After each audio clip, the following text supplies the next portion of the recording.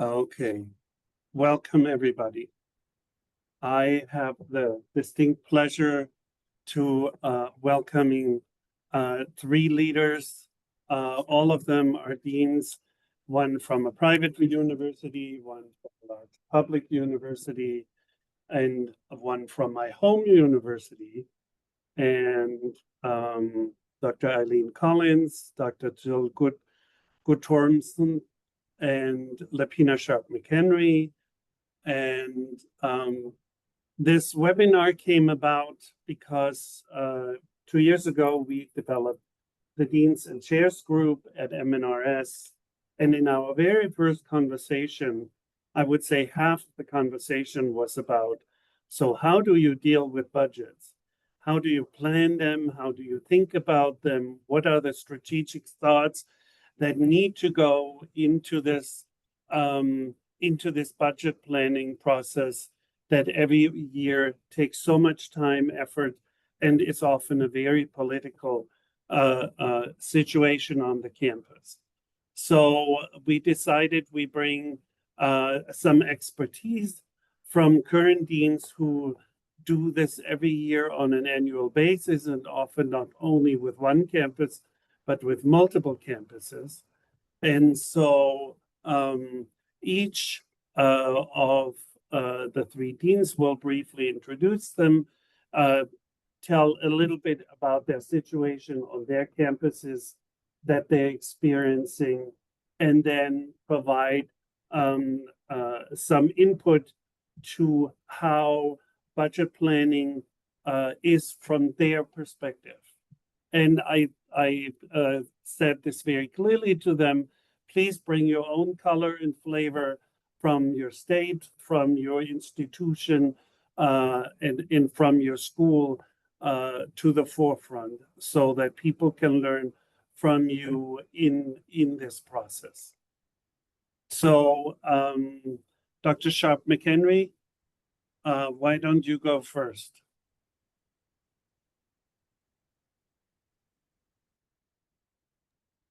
All right, thank you for that introduction and overview, and I will share my PowerPoint. So good afternoon, everyone, and thank you all so much for participating in this webinar today. And of course, this is a hot topic for everyone right now because there's so much happening in our environment that impacts our budget. But one of the things that I'd like to just share, I guess, as a preface is that I've served at a faith-based institution, a private secular, public, and now at an academic health center. And I will tell you that the budget process has not been the same at either of those four institutions. So every institution I've learned seems to have a different approach as to how they look at the budget process. So now I'm in Nebraska at the University of Nebraska Medical Center. So I'm going to share a little bit about the process we have here. All right, let's see. All right, so we are a publicly funded institution, and our organizational structure, we are the College of Nursing within the University of Nebraska system.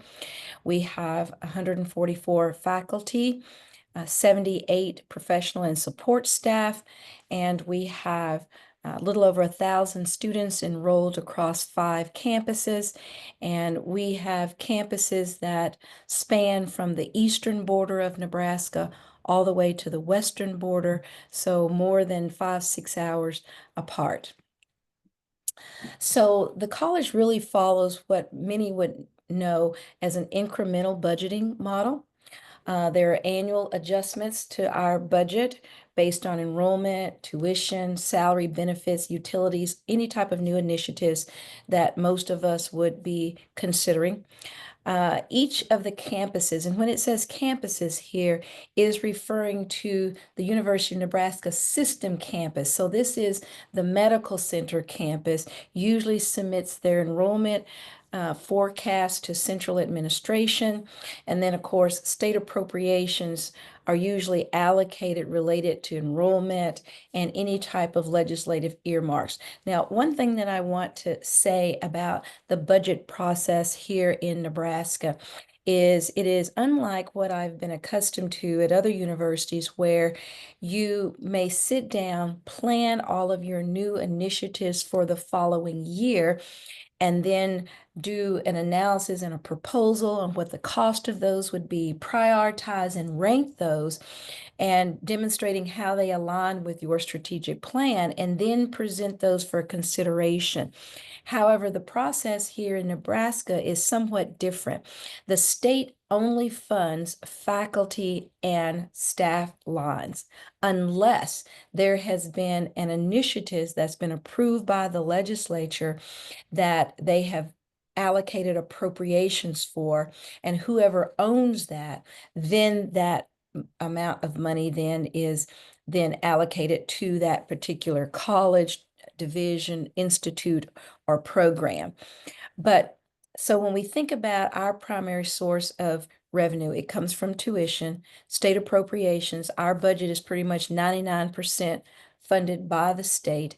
Any research, recoveries that we have from indirects, and then any services that we render. We do have a revenue arm here in the College of Nursing that generates revenue and is self-sustaining. So those are the sources of how we generate revenue at this point in time, or receive revenue to the College of Nursing. A little bit about the governance. The question was asked about the governance and budget planning, and I've alluded to this just a little bit, but it is connected to the University of Nebraska system. And although the dean, the assistant dean of finance and operations, our division deans, as well as our business office staff, all of these individuals are responsible for managing our budget, and we still do some forecasting because we do remissions for scholarships where we do provide support for our students. And then, of course, we also have other justifications that we want to consider. In addition to remissions, we also look at fees for courses and things of that nature. So these are some of the key people in the College of Nursing that are involved in those conversations when we're having those conversations to determine how we want to prioritize any types of funding that we might receive for the College of Nursing. Some of the key drivers for our planning, it's always going to be personnel costs. That's our most expensive cost in the College of Nursing, which is probably like my colleagues on the phone, not the phone, but on the webinar here, is personnel cost. Any type of program development, and in that program development would be any feasibility studies. Right now, we're partnering with a firm that's doing some feasibility study for us for some future opportunities. So that would come under our program development. And then revenue generation, whether that's tuition, grants, or services that we provide by our revenue arm here in the college. And then, of course, the other thing that we are always looking at, and this is, I think, probably an issue across the country, is equity and the market for salaries for not only faculty, but also for staff, and realizing that much of the published data that we have sometimes doesn't always reflect the individuals that we're interviewing. And so realizing that we need to be really much more cognizant about, are we remaining competitive? Other is key state funding. Right now, we're in a legislative session. We're waiting to get word on what's going to be approved for our budget, or will there be a budget cut? So that's a reality as well. And then we're always looking for innovative ways in which we can create revenue in our college. One of the things that we are really emphasizing and supporting is innovation. We have quite a few of our faculty that have developed new innovative technologies that are moving through the process right now with venture capitalists, and then will move on to be commercialized. And with every one of those innovations, I'm negotiating a percentage of those funds that will come back to the college based on, any type of revenue or sales that come out of that actual product. So those are some of the key budget things that we think about. Endowment impact, I will tell you, this aspect of my work as dean is probably what is helping to sustain us to be able to do some of the creative things that we're doing is our endowments. We're currently in a major campaign, and so the ability to be able to develop solid endowment funds, I think, is key for colleges, especially colleges of nursing, because it creates revenue in perpetuity. So long after we will be gone, it will be generating money coming into the college, whether that's for scholarships, whether that's for chairs, professorships, whether that's for research initiatives, stipends to support students. This area, I believe, is an area that we don't fully develop and spend as much time focusing on as we should, but I think it is equally as important. So that sums up my overview, and at the end of this presentation, I'm happy to answer any questions. Thank you, Dr. Voss. Thank you, Dr. Sharp-McHenry. So, Jill, why don't you go next as representing our private university? Thank you, Dr. Voss. Thank you, Dr. Sharp-McHenry. That really set the stage for the conversation. I am just going to speak. I don't have slides developed. I'm Jill Guttormson. I am in my third year at Dean at Marquette University, which is a private Catholic Jesuit university.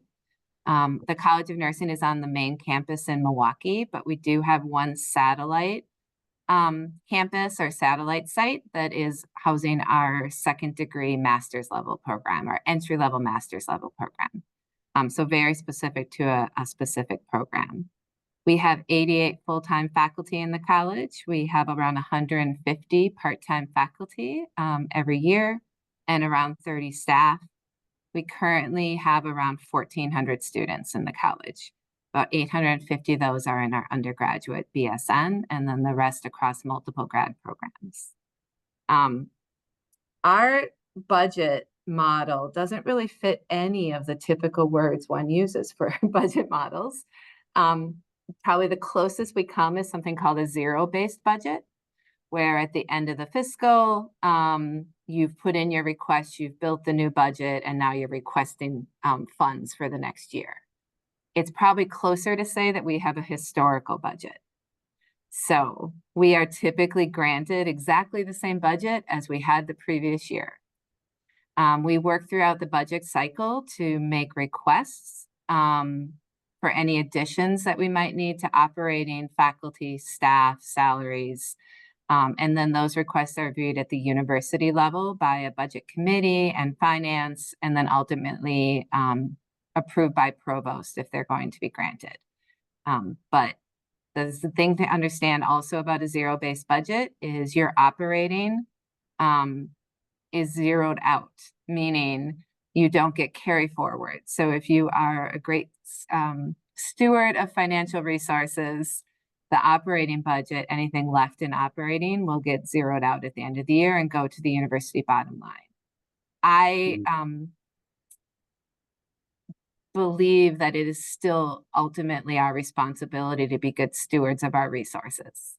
And so I am not a proponent of spending money unless you have really good strategic priorities and innovation. But it is something that is a challenge in the kind of historical budgeting system for us to continue to meet the needs of our college and yet also understand that we are contributing to the university in that way.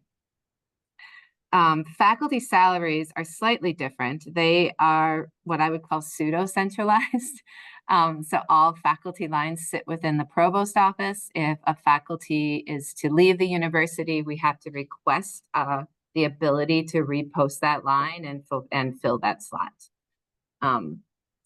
Typically on the budget requests that we're making year to year, they need to be tied to a strategic priority. So if we're asking for additional funds coming into our budget in the new fiscal, we have to tie them really tightly to a strategic priority in the college or at the university or into some expansion of programs. So we're in the midst of a BSN expansion. Before we agreed to do that, we modeled it out across 10 years. And because we were so diligent in making that model set, we've been very successful in getting the resources we need added into the college resources, financially and faculty and staff lines as the college has expanded. Happy to answer more questions about that because that has been really key to success as we're growing. Who contributes to the annual budget planning? We take requests from program directors. I have 2 assistant deans, one for grad and undergrad. We take into account their requests. I do weekly meetings we have a college director of business affairs. So we are budgeting and looking and keeping a tight eye on our finances throughout the year. So pulling in really, ultimately, it's the director of business affairs and I who think about what resources we need to request moving forward. Key considerations, I would echo a lot of what Dr. Sharp-McHenry said. What do we need moving forward for additional faculty? Are there key initiatives where we need different operating expenses? Do we need additional staff? We're finding our biggest staff need right now is in student support to try and help them be successful. And so that has been an area that's a key initiative at the college and university. And so we've had success in requesting those additional staff for student support for success. Our college has very little endowment. The endowment we have is very heavily locked to an institute or to scholarship. So not a lot of endowment that allows a flexibility for the dean and how those funds are used. We do have a fair number of restricted funds. Some of those can carry forward year to year in the budget. Some of them get swept at the end of the day. And so thinking about all of your funds holistically, constantly when making decisions around where you are using and where you are putting the expenses coming through the door is really important to understand the multiple accounts that are in the college budget.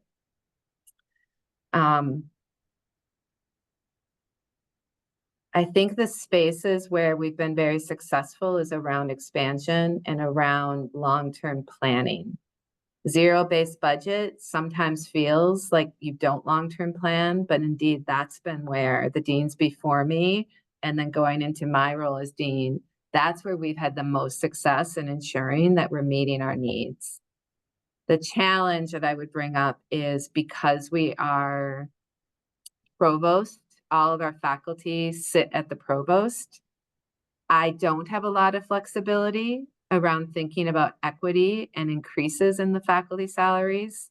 So I have to be very, very strategic when we have multiple lines open at once about how I harness the value of those lines to make sure that we are kind of raising the bar on faculty across all faculty. So it takes a lot of, again, that long-term planning and looking at where resources can be pooled and equity brought forward when you have multiple lines available. Thank you. Looking forward to questions and conversation. Thank you. Eileen, Dr. Collins. Yes. You represent the University of Illinois in Chicago, major metropolitan area. So I do. Can you see my slides okay? yeah. Okay, so good afternoon. I'm Eileen Collins, and I'm in my 4th year as the Dean of the University of Illinois, Chicago. We are one college with 6 campuses. We are part of a public university and part of the University of Illinois system. So our main campus is in Chicago, and we have 991 students in our Chicago campus. We also have a campus in Urbana. Now, the University of Illinois in Urbana-Champaign is considered the flagship university for the University of Illinois. So a lot of students who want that Big Ten experience like to go to Urbana, and we have 184 students at that campus. We also, as part of the system, is University of Illinois Springfield, and we have a campus for UIC nursing at Illinois Springfield that currently has 88 students in it. We have a campus out in Rockford that is a smaller campus with 25 students. Also in Rockford is a regional campus for our College of Medicine, so we are in the same building as them. In the Quad Cities, we have a small campus with 13 students. We have a physical building there right now, but because the small number of students, we will be switching that campus to virtual come the fall. In Peoria, the same. We had a physical campus, a physical presence in Peoria up until several years ago.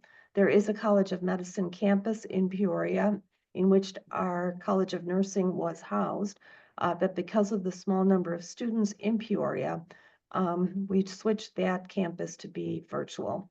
We also have an online RN to BSN program with 490 students. Those students are spread across various programs. You can see that we have 486 students in our traditional BSN program, 490 in our RN to BSN program. We also have a master's graduate entry program, which has 230 students, 421 in our DMP. We have 32 in our PhD program and 67 in various certificate programs. In terms of faculty, we have 130 FTE. Now that number is probably double because it's FTE, not actual people. We do have 33 tenure system FTE faculty. That's pretty accurate because most of our tenure system faculty are full-time. We have 97 non-tenure system FTE, and again, that's probably double. We have 105 staff positions spread across administration and research. 48 of them are academic professionals, and 57 are in the civil service system. Most of our faculty and staff are covered by a collective bargaining agreement or civil service protections, which I think also plays into when I talk about the drivers of our budget. We have to think about those things when we budget. We follow a different model called the RCM model. I think it's kind of nice that all three of us follow something differently because I'm learning something from my fellow deans as well. So what is the RCM model? It's short for responsibility-centered management. And what that means is that the college is responsible for managing its revenue and its expenditures ourselves. So the university designates to the College of Nursing, you're going to manage your own stuff, revenue and expenditures. We're responsible for our financial performance, and we're also responsible for generating our own income. Now, I call it modified. You'll see in a little bit, because although we are responsible for generating our own revenue, we don't control tuition prices. Although we are responsible for our expenditures, we don't control the collective bargaining agreement. So it makes it a little bit more difficult. Some of the considerations with the RCM model is that each college is incentivized to produce new revenue. And what this does as an unintended consequence is discourages collaboration. So if I were to collaborate with, let's just say, the School of Public Health, for example, we would be sort of comes to fisticuffs a little bit on who gets the revenue from said tuition. So it discourages collaboration. And that results in a lot of duplication across various colleges. Jill and I have talked in the past about PhD students, and wouldn't it be better if we had a cohort of PhD students coming together? While it is a great thought, in our university, this would be really difficult to do because of the RCM model. We all pay a centralized tax on our revenue to support the university's central services. Some things that are unique to our state and our university is because we are a state institution, the state of Illinois offers tuition waivers to any state employee. Now, for us being right about a block away from our university medical center, I think you can see how this could be a little bit problematic for us, because many of the nurses at the UI Health, which is our hospital system, if they want to go back for advanced degrees, they of course come to UIC, and we want them to do that. But their tuition that we receive from the medical center is only 20% what we would receive from a student coming from elsewhere. So that's a problem that we've been trying to address. Next year, we have been somewhat successful, and then that rate has gone up to roughly 50% for next year. The bargaining agreements are also an issue. Again, this plays a big role in terms of our faculty salaries. I thought I would just lay out for UIC this past fiscal year where we received our revenue from and how it's going out. So you can see our tuition revenue is not as big as one would expect. It's roughly at about 36%. And part of that is because we do receive some support from the state. Right now, we receive about 7% from the state. I always tell when I present to our faculty, and as well as to you, that's not really a true reflection of what the state support for the university is, because the state also supports all of our fringe benefits. So, and that doesn't show up in what I'm calling here state. I have no idea what our fringe benefits are. I'm assuming they're somewhat about 30% of our expenditures on staff and faculty salaries. But that is a big part of what our state supports. We also receive institutional support, and that helps offset those tuition waivers that we give. We do have a self-supporting part of our income. We have a large contract with the state of Illinois for nursing home support downstate in southern Illinois. So we call that self-supporting. Grants and contracts are a big portion, actually larger than our tuition right now, in terms of revenue for our college. I think given the state of federal funding, this is something that we are watching very carefully, and we're also quite frankly worried about. In terms of gifts, you can see that we had a good year last year in terms of gifts to the college, but I'll talk about that in a little bit as to what we use those gifts for. And then we do get kickback from the university on ICR. So we get back roughly about 50% of the ICR funding that we generate. We use the ICR for things like fixing facilities, buying software for various things, supporting our research infrastructure. We also use it for supporting pilot studies, which has been a really good ROI for us, a return on investment. Supporting those pilot studies, they eventually go into NIH and various other grants. In terms of expenses, you can see that the majority of our expenses are on salaries. 73% academic salaries. Our staff salaries, I actually don't recall the exact number offhand. I believe it's about 14 or 15%. Together, they make up 85%. The other expenditures go towards various services, equipment, and software, and a very small sliver goes to travel. So when you're looking at making budget adjustments, the place where you make the budget adjustments with the biggest impact is in personnel. In terms of budget drivers, tuition is a big budget driver for us. Our tuition, again, we don't control. It's controlled by the Board of Trustees in this for the University of Illinois system. What we are being given greater control over in this upcoming fiscal year because of the budget impact, the budgetary constraints that many of us are facing, is that they are allowing us to control a little bit more on fees. So we will be doing that. The way we increase our tuition revenue traditionally has been by increasing our enrollment. Let's see. One of in the pie graph that I showed to you, I showed you that we received support from the institution, from UIC.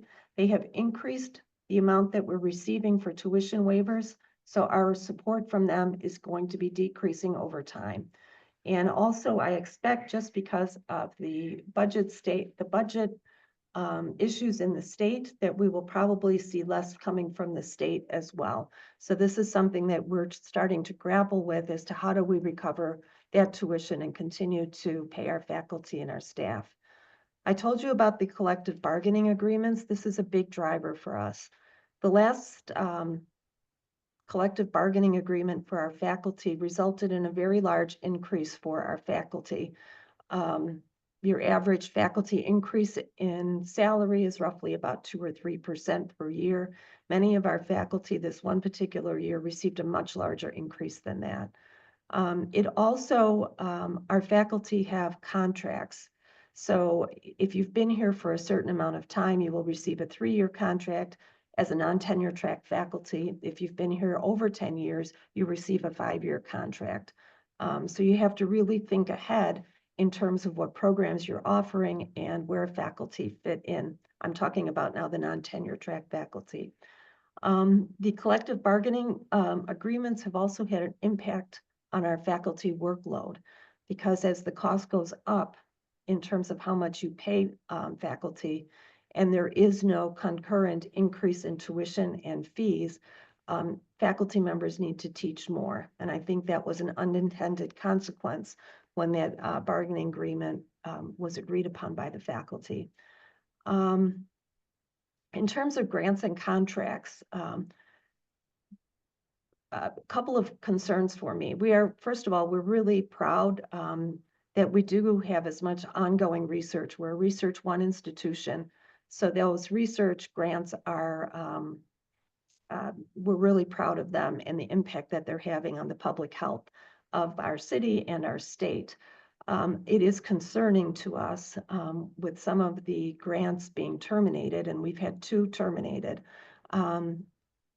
where we go from there, because on those grants, on those federal grants in particular, there are faculty salaries and also staff salaries. And keep in mind, many of our staff are covered by civil service and other types of agreements. So although the federal government might terminate a grant, depending on how long that person has been with UIC, we may need to give them anywhere from 6 months to a year notice.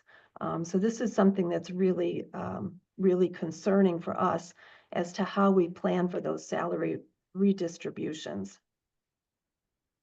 In terms of endowments and gifts, we presently have 7 endowed positions. We have 2 faculty chairs, 2 professorships, and 3 faculty scholars.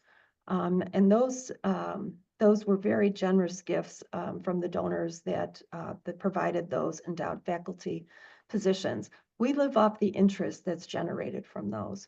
So when you have somebody that receives a faculty chair, for example, the additional monies comes from the interest that's generated from the endowment. So it's not like there's, $10 or $20 million that goes directly towards supporting the faculty. It's more like 30 or 40,000 each year, which is the interest generated off of those endowments. We're very fortunate that we do have some endowed scholarships. Most of our scholarships are not endowed, but we've received regular contributions from our alumni and others to support our students. We've received a couple of large gifts in recent times, which has helped with renovating our building. Our building was built in the 1960s and needed some help. And so we've been very fortunate to have been able to renovate our facilities based on these large gifts. Our lobby was renovated about 7 or 8 years ago. We have a beautiful simulation lab, which opened right before COVID on our lower level, and received another gift to develop a simulation laboratory for our CRNA program that will be starting in the fall. And we received a 3rd gift, actually probably not 3rd, but 4th or 5th, to renovate our auditorium. So for us, that's key, because the building One of the things that happens when the state becomes strapped for funds is you have this thing called deferred maintenance, and things that, that should be spruced up, renovated, don't get done. And in our case, we've been able to move forward with some really great projects because of the generosity of our alumni. And I think that's all I have. Thank you, Eileen. Wonderful. So for those of you who joined us, if you have questions, please drop them in the chat. I have a number of questions for you three. Each institution is different. How do you actually learn the budget process? This is not something that you get in nursing school of how you put a budget together or how do you negotiate with unions or with any of the major stakeholders you're engaging with. I can start, I guess. I had the luxury of having the dean before me announce retirement, and then I was interim dean, and we worked jointly for 3 months. So I had quite the luxury of understanding. But I've leaned into other deans on campus and sat down with them and talked through budgeting and talked through challenges and talked through how they navigate it. I've also gotten to know our finance people really, really well at the university. And so I think it is about tapping into the network of deans and similar like schools, but also building relationships across campus with all of the spaces where the budget is touched. Mm-hmm. I can chime in there. Learning the budget was probably the sharpest and the biggest learning curve for me. I had been over a research service in the VA system, but it was nothing like the university budget at all. So I learned I have an associate dean for administration who has been here for a long time, and he taught me different aspects of budgeting and how things get spent and how you can't spend them. But I have to say, even 4 years later, there are things that come up that surprise me in terms of what I can and cannot do with the money. I think Dr. Sharp McHenry put it best: you've seen one university, you've seen one university. And we are all so different. Even the colleges are different within the university as to, so us, for example, with so many clinical faculty, that's very different from some of the other colleges. So that I would have to say the budget was probably one of the biggest learning curves that I had. I'd like Thank to you. agree with Dr. Collins. That was an area as nurses, most of us didn't take a finance course, in our programs of study.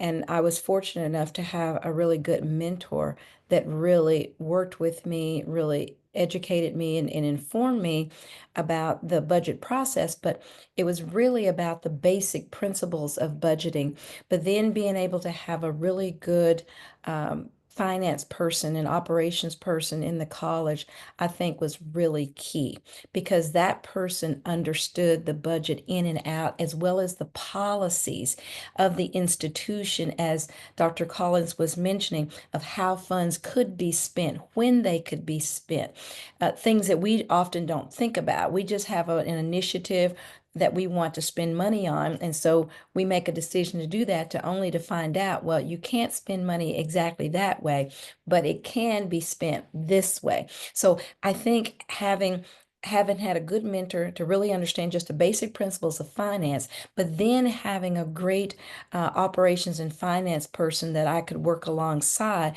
to really to understand the inner workings at each university, because each university was different. So trying to understand what were all the components of that particular budget, I think was key for me. So thank you. So let me go to my next question. And none of you have spoken about this. Do you have a central enrollment plan? And how does the central enrollment plan, or not having a central enrollment plan, impact the budget for the student numbers that you're accepting on your different campuses?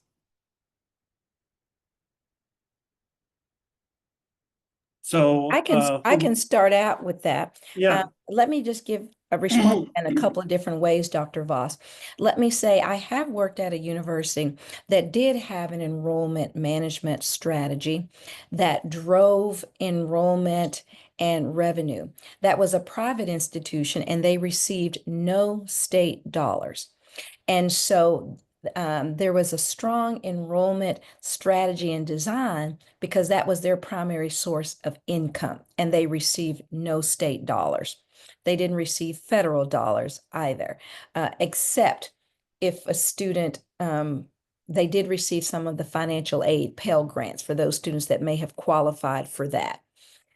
So now here in a state institution, I've not seen the exact type of strength when it comes to an enrollment management strategy, because most of those institutions is pretty much already predetermined what your budget is going to be and what they're going to award you, as Dr. Jill was mentioning in regards to this historical budget. In other words, you got this year what you got last year, and it wasn't tied to tuition. And so I've seen that more so in the state system because, and I don't want to make a general statement because it may not be that way in all state systems, but it is already determined by either the legislature or the board of regents or whatever that governing body might be in that state as to what you're going to be awarded, and it's not tied to the enrollment and the number of students that you receive. So I've seen it work a couple of different ways. So I'll stop there and let others add. Go ahead, Jill. Yeah. I think we have gotten stronger and stronger over the last 3 years at Marquette about having the conversation around enrollment in ways that I think are really important. I mentioned that we're expanding our BSN. That was a planned expansion. We have occasionally shot past targets, but it's not because we're not trying to hit where we need to. The undergrad enrollment at Marquette is very much dictated, though, across the university. And to me, that makes sense. Many of them are taking classes across the university. And so you need to look globally. Where we have more control over projections and plans is on the grad space, where we are really more involved in saying which ones can we expand, where are we at capacity. On the undergrad, it is more of a conversation and collaboration, and I will say negotiation on the class sizes to bring in. We're historical-based budget. Interestingly, my budget, I only have kind of asks and what I can have ability to spend. When I get my financials at the end of a fiscal year, there my tuition plays in, and I start to understand whether or not we are, as a whole, contributing to the university. And so sometimes that feels very disconnected, not being in an RCM, that the tuition is something I only see on the back half after the fiscal is over, as opposed to understanding it as a part of my overall budget. So an interesting challenge. So ours is a little bit different in terms of enrollment strategy. We have our own enrollment team here at the College of Nursing that feeds into the central enrollment at the university. But because we are RCM, we do control that. So we are very much tied to our tuition. We project enrollment. We get that money from the university. If we fall short, we have to pay it back. If we go over, we get a little windfall at the end of the year. We are trying to grow enrollment. I told you we had 6 campuses. We're expanding enrollment in our Springfield site. There is a terrible shortage of nursing in the rural community, and so we have clinical space. Some of our enrollment, particularly in the undergraduate, I should say pre-licensure programs, and our DMP programs are somewhat driven by the clinical placements that we can get for our students. So in Springfield, because they are so desperate for nurses and expanding the workforce in the rural community, they bend over backwards to provide clinical placements for us. So we are expanding our pre-licensure, our BSN program in Springfield because we have capacity. Also in the Rockford area for similar reasons, we are starting a master's entry program there, which will start very small. But again, we have clinical placements that we can get there, and there is a workforce need. I would love to expand a little bit more in Chicago, but we're pretty much tapped out in terms of the clinical placements that we have. But we do have a little bit more control because of the RCM model.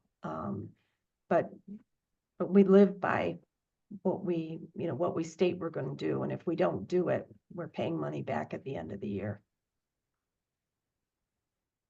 Thank you. How interesting. My next question is specifically for Dr. Collins because she is in that environment.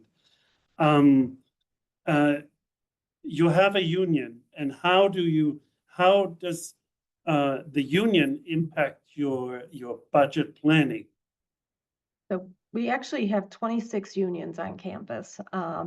We have our tenure track and our non-tenure track faculty are unionized, and it has a big impact on our budget planning because we know several years in advance the salary increases. And as you can imagine, with people cutting back on their budgets this year, we still have to meet the 3% salary increase for our collective bargaining our faculty who are in the collective bargaining unit. So when the rest of your staff and your administrative faculty only receive a 1.5% or a 2% increase, and your faculty in the collective bargaining unit are getting 3.5, at one point it was 4%, it can cause some issues. And we've actually had some faculty step back from their administrative roles because they would be getting better increases on a regular basis being part of the collective bargaining unit. And also we've had to try to increase the salaries for faculty and staff who are not covered by those collective bargaining agreements to provide some sort of equity between people. So it does become challenging in terms of managing the budget. Dr. Guttormson, have you ever experienced unions, or Dr. Sharp McHenry, have you worked in a unionized environment? No, I have not. Okay, so thank you. My next question is, because you all have tenure and non-tenure track faculty, how does promotion and tenure impact the budget planning? How do you account for that? How do you think about this? Because usually when you go from assistant to associate, you have an increase in salary. If you move from a non-tenure into a tenure track, you have an increase in salary. All of this is changing the projections for the next year. So how do you think about this part of the budget? I actually don't. I think about it in terms of the budget, but I don't think about it for the faculty moving forward. Like, it doesn't enter my mind, you know, maybe you shouldn't go forward because I can't afford to pay you. That doesn't, that part does not enter into it at all. It is something that after the fact, we have to, we have to account for. And I don't know about the other two deans, but we had a number of faculty with COVID rollbacks during COVID. So we had a number of faculty since 2020, 22, 23, and 24 have been huge promotion and tenure years for us. Yeah. And it's not because we hired people necessarily during those times, but because people held back on their promotion. So we're seeing a big impact. we generally would have 5 or 6 people moving forward for promotion and or tenure. In the last 2 years, we've had 16 and 12. So those are huge, huge increases. And as part of the collective bargaining agreement, a faculty member gets a 10% increase in salary when they move from assistant to associate and associate to full professor. So there is a big impact, but I do not think about it in the promotion process. It's afterwards we figure out how to deal with it. And, that's a good point, Dr. Collins, because here there is no, quote, guaranteed amount of money that you receive when you go up for promotion. And I've seen that to be different at every university where I've been, where some have a set amount like you've just described, others that have no set amount, or they have a range, and then you have the discretion to decide what that amount is going to be. So I've seen that work very differently. But I agree with you is that I've not, and this is one of the things that I'm trying to get my hands around here, because we have master's prepared faculty that are going back for, this is one example, to get their doctorate. And so when they complete that doctorate, they're already in your system as full-time faculty. Now you need to think about those people that are applying to maybe move to an assistant professor or an assistant clinical professor. But then from the perspective of the P&T, as Dr. Voss mentioned, because there's not a necessarily financial impact, it's probably not really thought about as it should be in planning. Because we're centrally funded for all our faculty lines through the provost office, it is a challenge for the provost, but it is not my challenge. So there's one thing I do like about the centrally funded faculty lines. There are others I do not. We actually do set increases for promotion for both our tenure track tenured faculty and also for our participating non-tenure track faculty. So there is a pathway for both to go up for promotion, and the increases are set at the university. Fantastic. It is so interesting to see this, how different this is for different places. So we have 5 minutes left. I will ask my last question.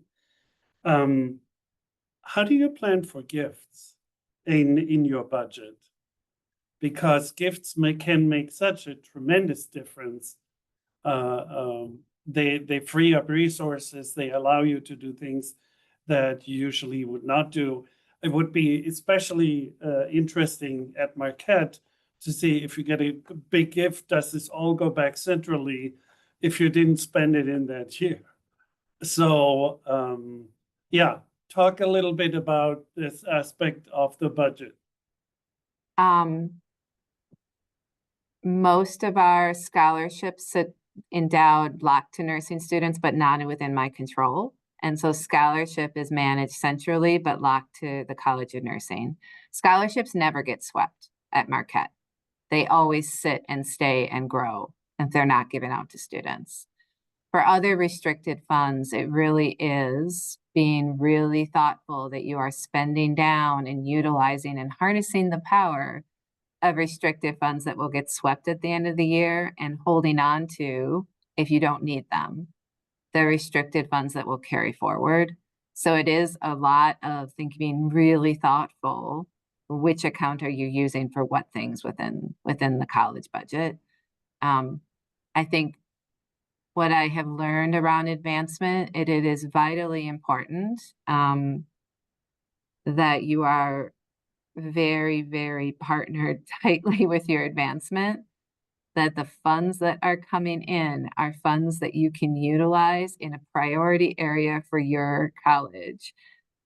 Historically, there have been some funds in the college that haven't been places where we had a lot of capacity, and that pulls resources away from the places you have momentum. And so I think you have to be long-term planning around where gifts are going to have value for you, and helping work with advancement to help donors move to spaces where you have the highest need, as opposed to the donation driving what you will do, if that makes sense.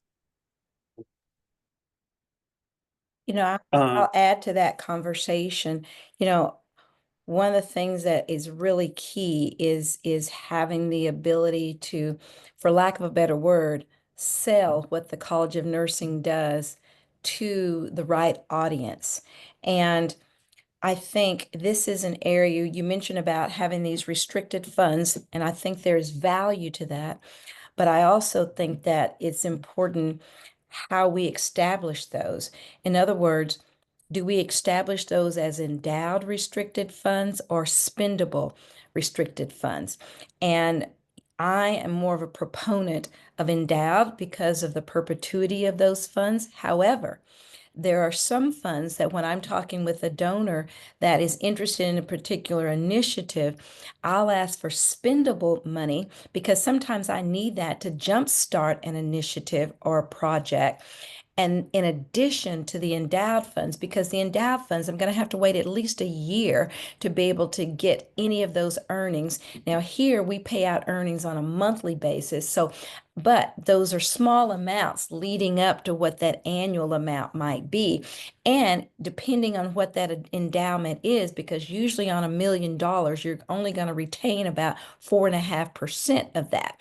So you look at that's $45,000, but it's going to take you a year in order to get that. So you have to really think about what it is you're wanting to do.